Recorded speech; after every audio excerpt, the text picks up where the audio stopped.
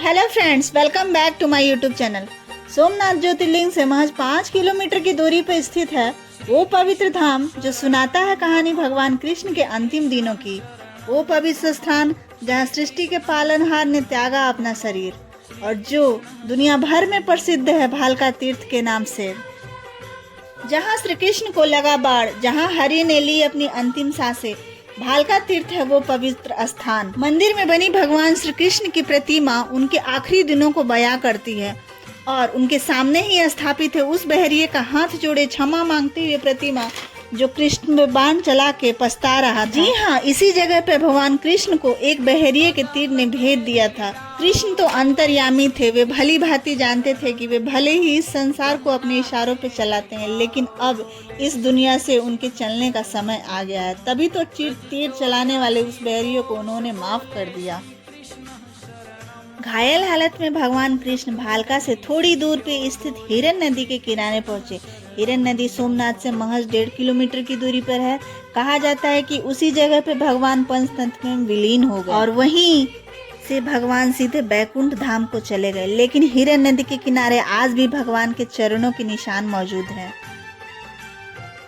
भालका तीर्थ भले ही भगवान कृष्ण के अंतिम दिनों की साक्षी है, लेकिन आज भी ये पवित्र स्थान भक्तजनों की मनोकामनाओं को पूर्ण करने वाला एक प्रमुख धार्मिक केंद्र है। और आज भी हजारों की संख्या में कृष्ण भक्त हर रोज यहाँ आते हैं और ये मान्यता है कि सच्चे मन से मांगी गई कोई भी मुराद यहाँ कभी अनसुनी नहीं रहती। अपने भक्तों के दुख दर्द दूर करने के लिए ही बार बार अवतार लेने वाले भगवान ने इसी जगह से भले ही दुनिया को त्यागने का मन बनाया था, लेकिन उनके होने का एहसास आज भी श्रद्धालुओं के मन में है। श्री कृष्ण की मृत्यु का संबंध त्रेता युग से भी है। रामायण काल में सुग्रीव के भाई बाली को यह वरदान प्राप्त था कि जब भी वो रणभूमि में दुश्मनों से युद्ध करेगा तो उसके दुश्मनों की शक्ति उससे आधी हो जाएगी। शक्ति के बल पर बाली ने सुग्रीव से भी उसका राजपाट छीन लिया था और उसकी पत्नी को बंधक बना लिया था। तब सुग्रीव ने अपनी पीड़ा राम को बताई और तब राम ने बाली को छुप कर तीर मारा था जब सुग्रीव और बाली का मल्ल युद्ध चल रहा था। इसलिए जब प्रभु ने कृष्ण अवतार लिया तब बाली ने जारा नामक पहेलिये के रूप में जन्म लेकर कृष्ण को विष युक्त तीर से हिरन समझकर तब मारा था जब वह पेड़ के नीचे योग निद्रा में विश्राम कर रहे थे। लेकिन दोस्तों, उस जगह की भी अहमियत कम नहीं है जहाँ से जारा नाम के उस बहेलिये ने भगवान पे हिरन समझकर निशाना साधा था। समुद्र के किनारे बसे उस जगह को बाणगंगा कहते हैं और वहाँ पे अब समुद्र के भीतर शिवलिंग बना हुआ है जहाँ हजारों की संख्या में श्रद्धालु वहाँ रोज आते हैं। भारत में जिस जारा नाम के शिकारी के बारे में बताया गया है वह कृष्ण के इस दुनिया को छोड़ने का साधन बन गया।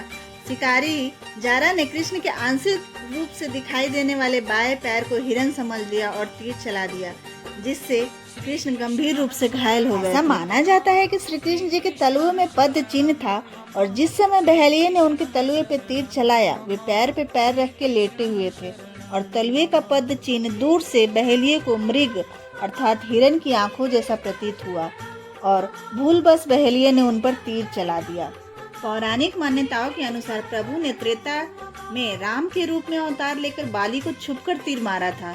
इसलिए कृष्णावतार के समय भगवान ने उसी बाली को जारा नामक बहेलिया बनाया और अपने लिए वैसी ही मृत्यु चुनी जैसी बाली को उन्होंने दी थी। तो फ्रेंड्स, आपको मेरा ये वीडियो कैसा लगा मुझे कमेंट करके बताइएगा।